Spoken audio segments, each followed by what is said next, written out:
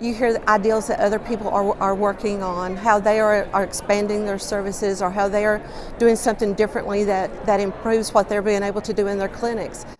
For Joanne Nolan, a registered nurse, policy and procedure discussions here in the vendor hall are an important part of the Fall Institute experience. She's devoted her entire career to helping patients at rural health clinics, or RHCs as they're commonly called. The rural health clinic that I spent 17 years at, which is London Women's Care, is the biggest provider of primary care in the area. We're the only OBGYN provider. We've grown that service to include pediatrics, family practice, internal medicine, and mental health. And then the latest, right before I retired, is we added dentistry. And nobody takes Medicaid for dentistry in the area. And just because of that reason, there's patients now that have not had dental care and years that are getting dental care. You see so many people that can't afford to go to the doctor a lot of times. Without rural health clinics and the services that they provide, those patients are not going to get care. It just brings joy to your life to be able to provide something that helps so many people in so many ways.